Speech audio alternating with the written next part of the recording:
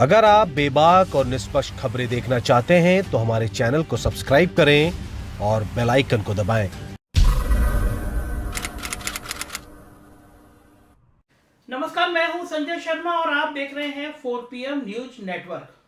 मैं आप सभी का आभार व्यक्त करना चाहता हूं। कल मैंने विकास दुबे के मामले में जो अपडेट की थी, पूरे देश भर के ब्यूरोक्रेट ने, पत्रकारों ने, मीडिया से जुड़े लोगों ने उस वीडियो के लिए बधाई दी, क्योंकि जब पूरे देश की मीडिया विकास दुबे पे आके काम कर रही थी, कोई भी वो पॉइंट नहीं उठा पाया था जो कल हमने उस FIR के आधार पर साबित किया कि यूपी पुलिस और STF मिलकर झूठी कहानी गढ़ रहे थे, आखिर में विकास दुबे के मारे जाने तक।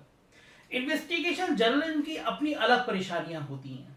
आप देख रहे होंगे गाजियाबाद में दिन दहाड़े एक पत्रकार की हत्या कर दी जाती है, सिर में गोली मार दी जाती है। देश में एक बहुत बड़ी वेबसाइट है भड़ास फॉर मीडिया, उसके एडिटर हैं यशवंत। तरह तरह के घोटाले उन्होंने खोले हैं, ताकतवर लोग पीछे चले गए, लग गए तो 1 महीने जेल जाना पड़ा उनको।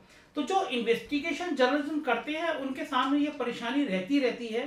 सरकार हर तरह से परेशान करती है, आपके आर्थिक संसाधनों पे चोट की जाती है, आपके खिलाफ तरह तरह की फर्जी शिकायतें तय कर दी जाती हैं, पुलिस की कमेटी बना दी जाती है। तो ये सब काम तब होता ही रहता है जब आप सरकार के खिलाफ कुछ इन्वेस्टिगेशन शुरू करते हैं, तथ्य सामने लाते हैं।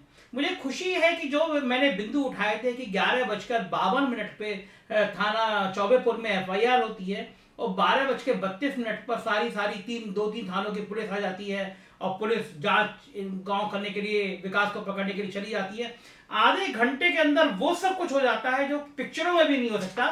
पिक्चरों में भी पुलिस इतनी जल्दी नहीं आती है जितनी चौबेपुर पुलिस के सरकारी कागजों में आ जाती है।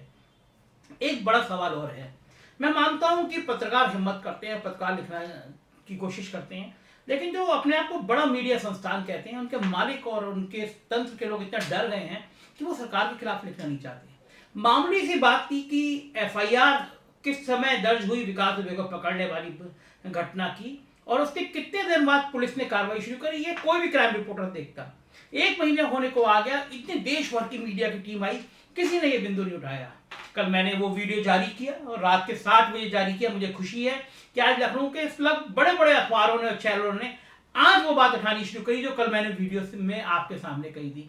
तो जो चीज 4PM उठा सकता है, कल 4PM छाप सकता है, तो क्या बाकी मीडिया इंतजार करती है कि 4PM हिम्मत करे सरकार से लड़ने की, और जब छाप देगा तो हम भी छाप देंगे। लेकिन हमें गर्व है इस बात का कि कम से कम हम डरने वाले लोगों में से नहीं है। 1 नहीं, 2 नहीं, 5 जांचें कराएं। हम तैयार हैं जेल जाने के लिए, हम तैयार हैं तंत्र से लड़ने के लिए, लेकिन सच हम दिखाते रहेंगे। आज एक और बड़ी कोशिश कामयाब हुई ईमानदारी की और कम से कम सच्चाई सामने लाने की। सुप्रीम कोर्ट ने विकास दुबे एनकाउंटर के लिए एक आयोग का गठन कर दिया है, जस्टिस BS चौहान और पूर्व DGP KL गुप्ता उसके सदस्य होंगे और 2 महीने में ये रिपोर्ट देगा। बहुत बड़ी बात थी, सुप्रीम कोर्ट में लगातार इस बात की कोशिश की जा रही थी।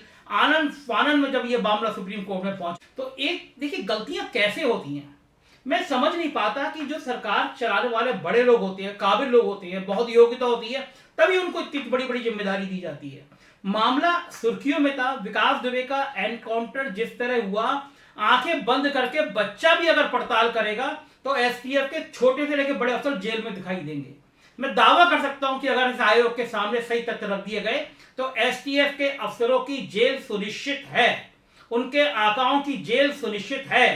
आज राजस्थान का एक मामला सामने आया है, एक मुठभेड़ का मामला था जिसमें कई पुलिसकर्मियों को सजा भी हुई है। तो आज सुप्रीम कोर्ट ने भी टिप्पणी करी है कि इस तरह के एनकाउंटर पे हम बहुत सजग हैं।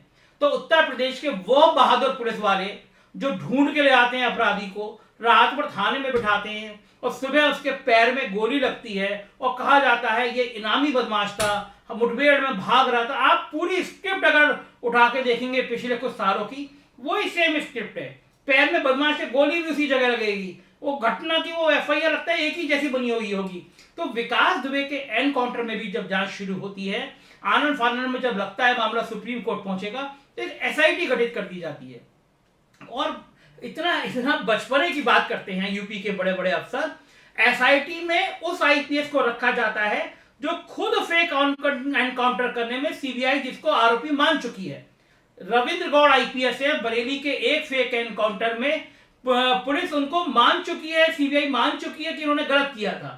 सुप्रीम कोर्ट से कोई राहत बाद में मिली थी और जिसका एनकाउंटर हुआ था उसके माँ बाप की भी हत्या कर दी गई थी, जिससे मामला दब जाए।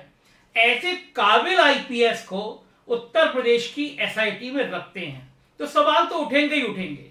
सवाल उठे, आयोग की बात आई, आनंद फानन में एक जज को, एक एकल जज को एक आयोग बना दिया गया, जिसे सुप्रीम कोर्ट में कह सके कि हमने एसआईटी भी बना दी, हमने आयोग की बना दिया मीलॉट, अब इसमें कुछ कार्रवाई मत करिए। लेकिन जस्टिस आज बोबड़े सर की सुप्रीम कोर्ट की पीठ ने जो टिप्पणी करी है, उत्तर प्रदेश सरकार को और उन काबिल अफसरों को सजग होना चाहिए जो किसी और आका के कहने पर इस तरह के गैर कानूनी काम कर रहे हैं। वो जो गाड़ियां पलटने का खेल चल रहा है, मीडिया की गाड़ी रोकने का, अब उनकी जिंदगी पलटने का नंबर आ जाएगा अगर सही से जांच हो गई।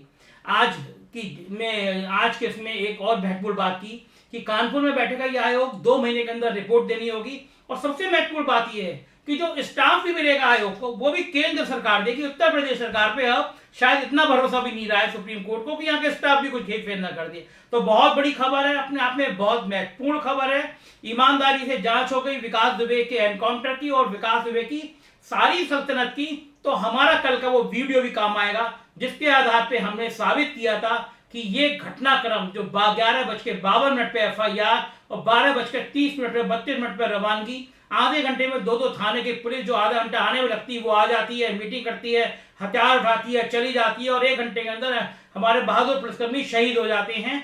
जबकि मेरे सूत्र बता रहे हैं वो सारे पुलिसकर्मी 8 से 9 बजे से चौबेपुर थाने में मौजूद थे।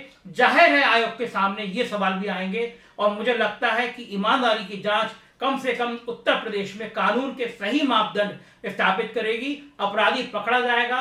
तो मेरी गुजारिश सरकार से है, इस तरह की गाड़ी पलटने की कहानी की जगह कम से कम ये करें कि फास्ट ट्रैक कोर्ट बनाए, जेलों में उसकी सुविधाएं खत्म करें और कोर्ट से न्याय मिले, यह सुनिश्चित कराएं। यही कानून का राज होता है और यही आम नागरिक कानून के राज से चाहता है। बहुत बहुत धन्यवाद।